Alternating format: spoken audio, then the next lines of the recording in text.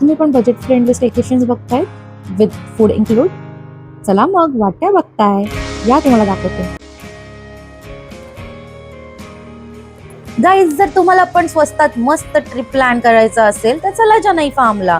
आम्ही या ऑटोने चाललोय थाणा स्टेशनला आणि थाणा स्टेशनवरून आम्ही पोहोचलोय बदलापूर स्टेशनला. तिथून केली आम्ही ही ऑटो आणि या ऑटोचे जे चार्जेस लागले होते आम्हाला पर राऊंडचे 200 रुपीज. सो यायचे जायचे आमचे झाले 400 आणि असं करत आम्ही पोहोचलोय इकडे जनै फार्मला. ही जनै फार्मची एंट्री आहे. तुम्ही लेफ्ट हँड साईडला बघाल तर तिकडे स्विमिंग पूल आहे आणि ह्या साईडला विल्ला आहे. हे वुडन कॉटेजेस आहे ज्याची कॉस्ट तुम्हाला 5000 रुपीज पडते. आणि हे आहे स्काय विल्ला, ह्याची कॉस्ट तुम्हाला पडणार 8000 रुपीज.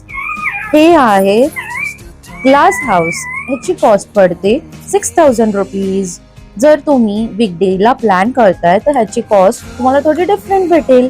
सो आम्ही जो प्लॅन केला होता तो वीकडेजचा होता आणि आम्ही बुक केलेला तो होता ग्लास हाऊस विल्ला. सो इकडे टोटल 2 रूम होते. आम्हाला एक रूम भेटली होती, त्याचं दृश्य तुम्ही पाहू शकता. आम्हाला ह्याची कॉस्ट पडली होती 5000 रुपीज वीकडे असल्यामुळे. आतून पाहू शकता वुडन इंटिरियर प्लस लाईट्स. हे रूम्स खूप ब्युटिफुल बनवत होते. हे प्लॅन जो आम्ही केला होता बेबीसाठी पूर्ण परफेक्ट ठरला आहे. जनै फार्म्स पूर्ण नेचरने भरलेला. माझा बेबी सुद्धा खूप छान एन्जॉय करत होता. तुम्ही पाहू शकता इकडे आपल्याला टीव्ही सुद्धा प्रोव्हाइड केलेला आहे आणि नंतर या रात्रीला मी त्याला बांधून बिंदून मस्त झोपवलंय. आता ही झाली नेक्स्ट डेची सकाळ. तो बाबू माझा उठतच नव्हता, पण आम्ही त्याला कसं बसं उठवलं. 9:30ला आम्ही बाहेर आलो कारण की आम्हाला हा दृश्य मिस नव्हता करायचा आणि मला माझ्या बेबीला दाखवायचं होतं की बघा हे ट्रीज, हे नेचर कसं आहे. मुंबईमध्ये राहिल्यामुळे आपल्याला हे सगळं लांबवलेलं आहे. आपण खूप लांब गेलो आहे नेचरपासून. सो आम्ही असंच माइंडसेट करून हे पूर्ण नेचर त्याला दाखवतो. मँगो ट्रीज हे पूर्णपणे लाईव्ह असल्यामुळे खूप छान वाटत होतं. अँड देन हे चिकू ट्री, नंतर हे गावा ट्री आणि इथे खूप सुंदर ब्युटिफुल फ्लावर्स सुद्धा होते. त्यासोबत माझं फेवरेट ट्री म्हणजे जॅकफ्रूट ट्री. खूप छान वाटत होतं ते ट्री. जेव्हा सुद्धा आम्ही त्या कॅन्टीनमध्ये जेवायला जायचो माझी नजर फक्त ह्या ट्रीवरच असायची. एवढं छान होतं. इकडे काजूची झाड पण होते. काही काजू असे खाली पडलेले होते, बट या आपण ते तोडू शकत नाही कारण की तिकडे 5000चा दंड आहे.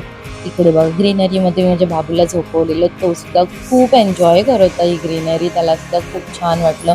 नंतर माझ्या हजबंडने त्याला खाली पडलेला एक मँगो हातात दिला, तो त्याच्यासोबत खेळत होता. त्यानंतर माझ्या हजबंडने त्याला झोपाळ्यावर घेऊन गेले, त्याला तिकडे थोडं एन्जॉय करायला लावलं. सो असं थोडं एन्जॉय करत होता तो सुद्धा. आता माझा बाबू एकदम सोशल बर्ड झालेला आहे. आम्ही इव्हनिंग झाल्यावर परत बाहेर आलो. या इव्हनिंगमध्ये एक सुंदरसं सन आणि मून दोन्हीही इथे आपल्याला पाहायला भेटत होते. हे पूर्ण ओपन स्काय खूप छान वाटत होतं. मी त्याला घेऊन गेली गार्डनमध्ये. तो फर्स्ट टाइम स्लाईड करत होता आणि या गार्डनमध्ये थोडंफार एन्जॉय करत होता. त्याला सुद्धा खूप छान वाटत होतं. आणि त्यानंतर आम्ही तिकडे फिरता फिरता पाहिला हा पॉन्ड. तिकडे कलरफुल फिश होते. तिकडे आम्ही बघितलं ह्या लोक ॲग्रिकल्चर सुद्धा करतात. सो ह्या ॲग्रिकल्चरमधूनच जे काही भाज्या उगवले जातात तेच ते जेवणामध्ये यूज करतात. तो पूर्ण ऑर्गॅनिक आहे. सो जेवण सुद्धा इकडचं खूप टेस्टी आहे. आपल्याला लंच, डिनर आणि इव्हनिंगला जी हाय टी असते त्यासोबत आपल्याला काही नाश्ता सुद्धा भेटतो. सो इकडे माझ्या बाबूला आम्ही थोडं फिरवलं. तो सुद्धा इकडचे सगळे मोमेंट्स एन्जॉय करत होता. हे बघा केळीचं झाड. त्यानंतर आम्ही आलो स्विमिंगला. स्विमिंग पूलच्या इथे माझे हजबंड तर खूपच खुश होते कारण की स्विमिंग म्हणजे त्यांना खूप जास्त आवडतं. ते त्यांची स्टोरी सांगत असतात.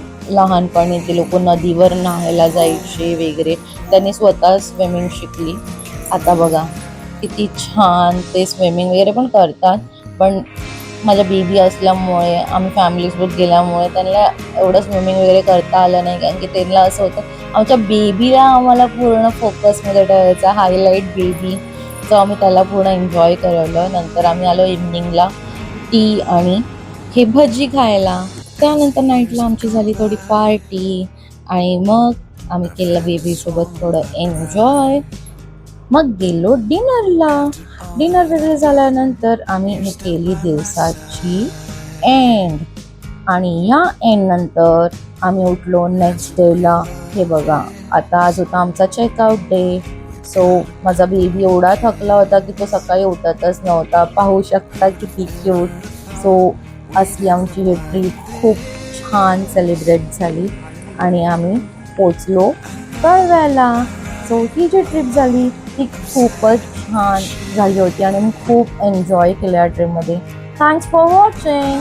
Like, subscribe and share.